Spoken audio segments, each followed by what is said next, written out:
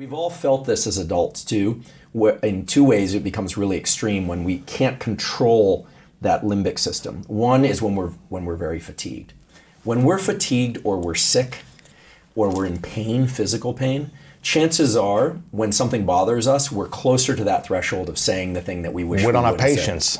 Exactly. No patience. That's right. So how do we learn to have patience when we are hyper alert or overwhelmed, exhausted, stress? Okay. So when we are in hyper alert, there's a mechanism associated with that makes our internal world measure time differently. What happens under those conditions is you feel like the external world is moving very slowly. I think I might have mentioned this in our previous meeting, but when you're really stressed on the hyper alert side, it seems like the world is going very slowly. You're going to, just knowing that and knowing that it's likely that you're going to feel impatient and if the world is moving much too slow. Sort of like if you're trying to get someplace on time and the person in front of you doesn't know where you're going. I was the guy not knowing where I was going this morning, and we can't see each other in cars. So you think, what is this person doing? Oh my goodness. And they're just looking for the right turn. Yeah. You know? So there's that. And then when we are fatigued, it seems like the world is going really fast. Okay? And so for people who are exhausted, everything feels overwhelming. Now, of course, the rate that things are actually moving in the world is the same, but the perception is that it's just too much and we can't cope. So we talked about a tool to calm oneself. The reason I like the physiological side is we are all equipped with the pathway. If people want to know, if there's some medically oriented folks out there, or if you want to teach this to other folks, there's a nerve called the phrenic nerve, Phrenic, that goes from the brain down to the diaphragm, that controls that and then controls the lungs.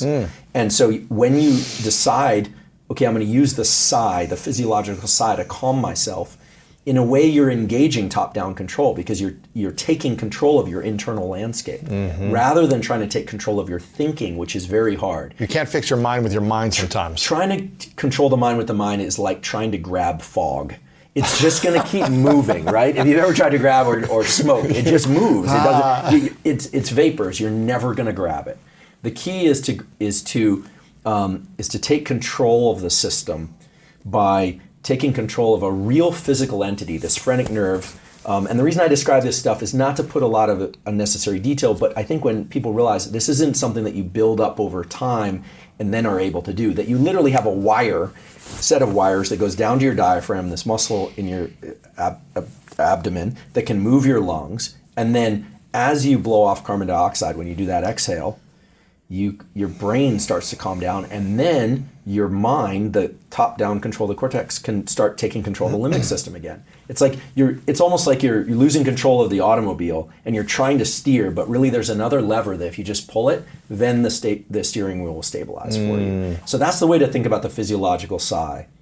On the other side of things, when you're feeling overwhelmed and fatigued, there are two ways to approach that. First is the kind of foundation of fatigue, which is almost always poor sleep and scheduling of sleep. This is something that doesn't get discussed a lot, and I don't think I've discussed this on any podcast previously.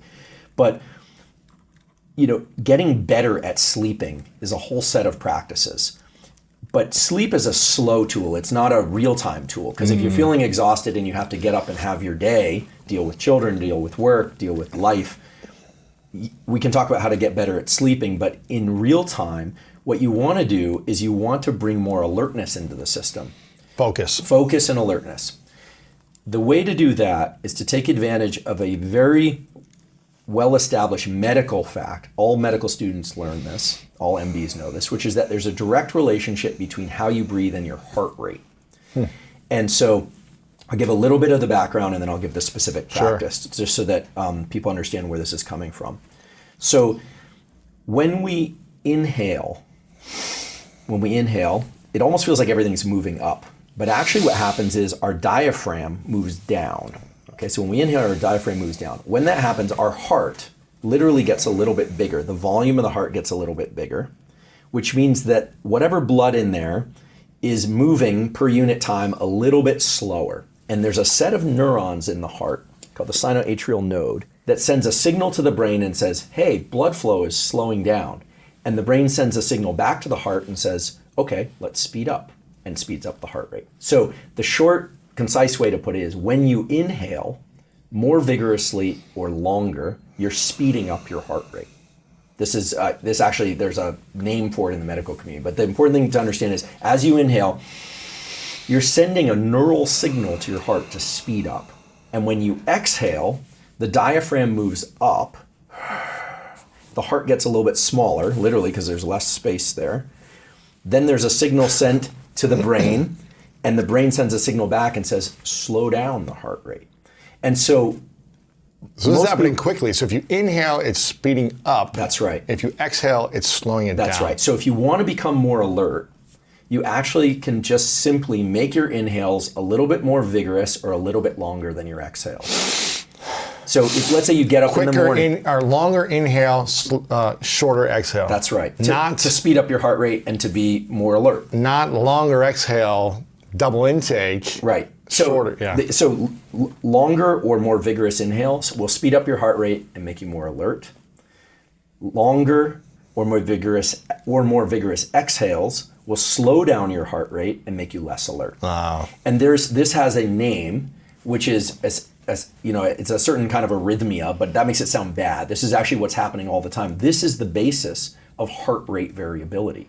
When people talk about heart rate variability is good, you know that you don't want your heart rate to be one level all day, high or low. A lot of people don't realize that. They think, oh, I got a nice slow heart rate.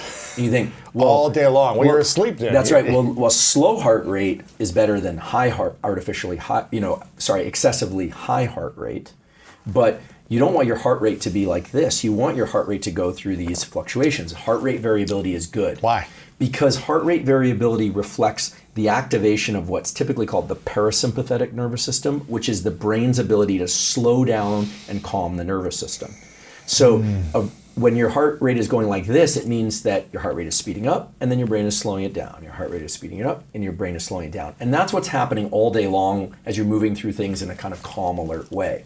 But when you get that troubling text message or you see a post or a comment and you go, and all of a sudden your heart rate just goes, and you feel like you immediately want to respond, or you're going to say the thing that maybe you shouldn't say, or you're going to do the thing that maybe you shouldn't do, or you just want to be more thoughtful and more targeted in your response. The key is to slow down the heart rate by making your exhales longer or more vigorous. So it could simply be, and then shorter inhales, longer exhales, or do the physiological sigh. Or if you wake up in the morning and you're experiencing the other kind of stress, which is you look at your phone and the news and like, the world is overwhelming me. My life is overwhelming. I don't know what I'm going to do. I don't even know what sequence I'm going to do things in. You're just discombobulated. And a lot of people struggle with this. The key is to do a few breaths, even while you're getting out of bed and preparing your morning coffee or water or whatever it is, and just start breathing in a way that's inhale emphasized. Which sounds weird, but basically what you're doing is you're speeding up your heart rate. At some point, usually within only 2 or 3 of those breaths, you're going to feel more alert, and then you can just go back to breathing normally. So you don't have to do this for hours. You do this for a few moments or minutes. That's right. And while I'm a fan of breath work as its own thing, because breath work can teach you how to operate these levers in your brain and body, so to speak, breath work is a dedicated practice that you do away from these stressful events. Whereas learning to control your heart rate and thereby your mind using your breathing. So it goes breathing, heart rate, mind in that sequence. So if your mind isn't where you want it to be, don't start with the mind. Start with your breathing, then which will control your heart rate, which will then allow you to control your mind. So don't think your way out of a moment of stress. Breathe your way out of this moment of stress. That's right. And one of the things, and I'm certain there are going to be people out there listening to this saying, wait a second, the yogis and the yogic community has been talking about this for centuries. What are you doing? You know, this is just a recasting of what we already know. I agree. Within the science community, these things have been given crazy names like arrhythmias and heart rate variability and the diaphragm and the phrenic nerve. And so the language of science has known all about this for many centuries also, but it's been shrouded by language. And the yogic community has known about this for a long time, but it's been shrouded by language. So by bringing this discussion forth, I just want to be clear that I'm not trying to reinvent the wheel or pretend that I invented the wheel by any stretch. I'm trying to say that we all have these circuits, these levers in our body that that we can pull and push. And people learn how to do this intuitively, but we're never really taught the underlying mechanisms. And I do believe that and yoga's not big on mechanisms. They're very good on naming and on, yogis in different areas of the world, when they say something, they usually know what the other one is talking about. Scientists do as well. But mechanism, if people can just understand a little bit about why the heart slows down when you exhale more than you inhale, or why the heart speeds up when you inhale more than you exhale. I do believe that having that knowledge in the mind allows people in a moment of stress to say, oh, I understand what's happening to me, and therefore I should go to this particular tool. I do understand that one doesn't need to understand how an engine works in order to drive a car, but you do need to know how the control panels work. Right.